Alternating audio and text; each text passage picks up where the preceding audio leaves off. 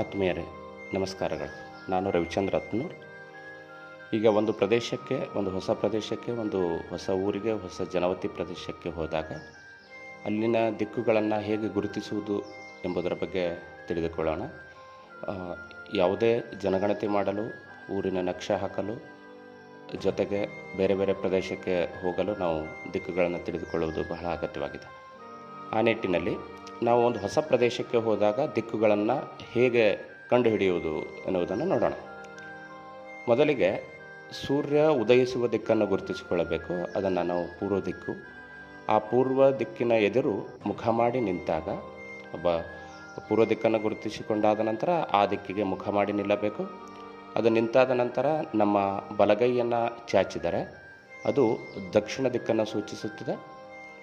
ಆ ಪೂರ್ವ ದಿಕ್ಕಿನೆಡೆಗೆ ಮುಖ ಮಾಡಿ ಎಡಗೈಯನ್ನು ಚಾಚಿದಾಗ ಅದು ಉತ್ತರ ದಿಕ್ಕನ್ನು ಸೂಚಿಸುತ್ತದೆ. ಹಾಗೆಯೇ ಪೂರ್ವ ದಿಕ್ಕಿನೆಡೆಗೆ ಮುಖ ಮಾಡಿ ನಿಂತಾಗ ನಮ್ಮ ಬೆನ್ನ ಹಿಂದೆ, ಅಂದರೆ ಬ್ಯಾಕ್ ಸೈಡ್ ಏನಂತೀವಿ, ಹಿಂದ್ಗಡೆ ಪಶ್ಚಿಮ ದಿಕ್ಕಿರುತ್ತೆ. ಈ 4 ದಿಕ್ಕುಗಳನ್ನು ಗುರುತಿಸ್ಕೊಂಡ್ರೆ ಪ್ರತಿ ದಿಕ್ಕನ್ನು ನಾವು ಕಂಡುಹಿಡಲಿಕ್ಕೆ ಈಸಿ ಆಗುತ್ತೆ.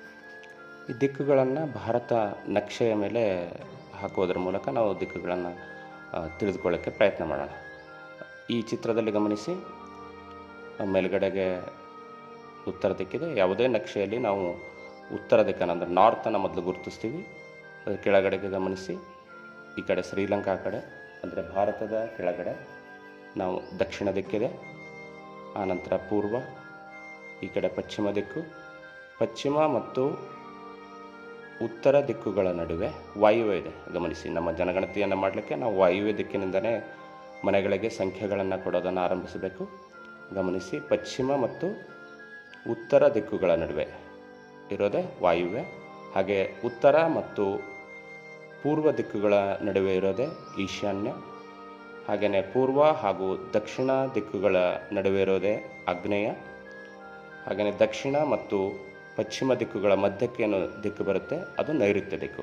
ಇದು ಭಾರತ ನಕ್ಷೆಯನ್ನು ನಾವು ಗಮನದಲ್ಲಿಟ್ಟುಕೊಂಡು ಈ ದಿಕ್ಕುಗಳನ್ನು ನೆನಪಿಡಬೇಕು. ಈ ದಿಕ್ಕುಗಳನ್ನು ಖಾಲಿ ಹಾಳೆಯೊಂದರ ಮೇಲೆ ಹೇಗೆ ಪ್ರೆಸೆಂಟ್ ಮಾಡೋದು, ಹೇಗೆ ಹಾಕೋದು, ಈ ಹಾಳೆಯಲ್ಲಿ ಗಮನಿಸಿ. ಈ ಹಾಳೆಯಲ್ಲಿ ಜನಗಣತಿಗೆ ಇಂಥದ್ದೇ ಹಾಳೆಯನ್ನು ನೀಡಿದಾಗ ಅದು ನೀವು ಲ್ಯಾಂಡ್ಸ್ಕೇಪ್ ಮೋಡ್ನಲ್ಲಿ, ಅಂದರೆ ಅಡ್ಡಲಾಗಿ ಇಟ್ಕೊಂಡ್ರೆ ಈ ಕಡೆ ಪೂರ್ವ ಇದೆ, ಈ ಕಡೆ ಪಶ್ಚಿಮ, ಮೇಲುಗಡೆಗೆ ಉತ್ತರ, ಕೆಳಗಡೆಗೆ ದಕ್ಷಿಣ ಹಾಗೂ ವಾಯುವ್ಯವನ್ನು ಗುರುತಿಸಿದೆ. ಜೊತೆಗೆ ಈಶಾನ್ಯ, ಆಗ್ನೇಯ, ನೈಋತ್ಯ ಎಲ್ಲ ದಿಕ್ಕುಗಳನ್ನು ಇಲ್ಲಿ ಗುರುತಿಸಿದೆ. ಹಾಗೆ ಈ ಬಿಳಿ ಹಾಳೆಯಲ್ಲಿ ಈಗ ನೀವು ಬೇಕಾದರೆ ಮೊದಲಿಗೆ ಗೆರೆಗಳನ್ನು, ಆ್ಯರೋ ಮಾರ್ಕ್ಗಳನ್ನು ಹಾಕ್ಕೊಂಡು ದಿಕ್ಕುಗಳನ್ನು ಗುರುತಿಸಿ ಬೇಕಾದರೆ ಆ ಗೆರೆಯನ್ನು ಅಳಿಸ್ಬೋದು. ಆನಂತರ ಇಲ್ಲ ಅಂತಂದರೆ ಹಾಗೆಯೇ ಈ ದಿಕ್ಕುಗಳನ್ನು ನೀವು ಹಾಕೋಬೋದು. ನಕ್ಷೆಯನ್ನು ಇಟ್ಕೊಂಡು ದಿಕ್ಕುಗಳನ್ನು ಹೇಗೆ ಗುರುತಿಸೋದು ಇಲ್ಲಿ ಗಮನಿಸಿ. ಉದಾಹರಣೆಗಾಗಿ ಜನಗಣತಿಗಾಗಿ ನೀಡಿದ ಒಂದು ನಕ್ಷೆ ಇಲ್ಲಿದೆ. ಈ ನಕ್ಷೆಯ ಮೇಲೆ ದಿಕ್ಕುಗಳನ್ನು ಯಾವ ರೀತಿ ಗುರುತಿಸಿದೆ. ಮೊದಲಿಗೆ ಮೇಲ್ಗಡೆ ಉತ್ತರ, ಆನಂತರ ಕೆಳಗಡೆ ದಕ್ಷಿಣ, ಈ ಕಡೆ ಪೂರ್ವ, ಪಶ್ಚಿಮ, ಮತ್ತು ಪಶ್ಚಿಮ ಮತ್ತು ಉತ್ತರ ದಿಕ್ಕುಗಳ ನಡುವೆ ವಾಯುವ್ಯವನ್ನು ಗುರುತಿಸಿದೆ. ಅಂದರೆ ನೀವು ಒಂದು ಹಾಳೆಯನ್ನು ತೆಗೆದುಕೊಂಡು ಬರೆಯಲು ಏನು ಆರಂಭಿಸ್ತೀವಿ, ಕನ್ನಡ ಮತ್ತು ಇಂಗ್ಲೀಷ್ ಭಾಷೆಗಳನ್ನು ಬರೆಯಲು ಆರಂಭಿಸ್ತೀವಿ ನೋಡಿ, ಅದೇ ವಾಯುವ್ಯ ದಿಕ್ಕಿರುತ್ತೆ. ಹಾಗಾಗಿಯೇ ವಾಯುವ್ಯ ದಿಕ್ಕಿನಿಂದಲೇ ನಂಬರ್ಗಳನ್ನು ಕೊಡಲಿಕ್ಕೆ ಎಲ್ರಿಗೂ ಸೂಚಿಸಲಾಗಿದೆ. ಮನೆ ಕಟ್ಟಡದ ಸಂಖ್ಯೆಯನ್ನು ಕೊಡಲಿಕ್ಕೆ ಸೂಚಿಸಿದರ ಕಾರಣ ಏನು ಅಂತಂದರೆ, ನಾವು ಬರೀಲಿಕ್ಕೆ ಅಲ್ಲಿಂದನೇ ಪ್ರಾರಂಭ ಮಾಡ್ತೀವಿ ಅಂಥೇಳಿ. ಈ ಉದಾಹರಣೆಯನ್ನು ಇಟ್ಟುಕೊಂಡು ನಿಮ್ಮ ಪ್ರದೇಶಕ್ಕೆ ಭೇಟಿ ನೀಡಿ ಅಲ್ಲಿಯ ದಿಕ್ಕುಗಳನ್ನು, ಅಂದರೆ ಫಿಸಿಕಲ್ ಆಗಿ, ಅಂದರೆ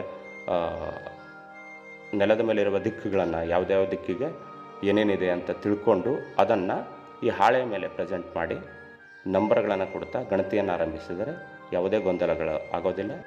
ಜನಗಣತಿಗಾಗಿ ನಿಮಗೆ ಒದಗಿಸಿದ ನಕ್ಷೆಯಲ್ಲಿ ನೀವು ಈಗ ದಿಕ್ಕುಗಳನ್ನು ನೋಡಿದ್ರಿ. ಈಗ ಮತ್ತೆ ಬಿಳಿ ಹಾಳೆಗೆ ಬರೋಣ. ಅಲ್ಲಿ ಹೇಗೆ ಈಗಾಗಲೇ ನೋಡಿದ್ದೀವಿ, ಅದನ್ನೇ ಮತ್ತೆ ನೋಡೋಣ. ಈಗ ಬಿಳಿ ಹಾಳೆಯಲ್ಲಿ ಈ ನಕ್ಷೆಯನ್ನು ಇಟ್ಕೊಂಡು ಅದರ ಕೆಳಗಡೆ ಇದಕ್ಕೆ ಕಂಪೇರ್ ಮಾಡಿದ್ರೆ ಯಾವ್ಯಾವ ದಿಕ್ಕುಗಳನ್ನು ನಾವು ಎಲ್ಲಿ ಪ್ರೆಸೆಂಟ್ ಮಾಡಬೇಕು, ಎಲ್ಲೆಲ್ಲಿ ಬರಿಬೇಕು ಅನ್ನೋದು ಗೊತ್ತಾಗುತ್ತೆ. ಹಾಗೆ ಬರ್ಕೊಂಡು ಆ ಪ್ರಥಮ ಮನೆಯನ್ನು, ವಾಯುವ್ಯ ದಿಕ್ಕಿಗಿರುವ ಪ್ರಥಮ ಮನೆಯನ್ನು ಅಲ್ಲಿ ಗುರುತಿಸಿ ನಾವು ಸಂಖ್ಯೆಗಳನ್ನು ಕೊಡಲಿಕ್ಕೆ ಆರಂಭಿಸಿದರೆ ನಮ್ಮ ಗಣತಿ ಮ್ಯಾಪಿಂಗು ಸರಿಯಾಗುತ್ತೆ ಹಾಗೂ ಗಣತಿನೂ ಸರಿಯಾಗುತ್ತೆ. ಎಲ್ಲರಿಗೂ ನಮಸ್ಕಾರ.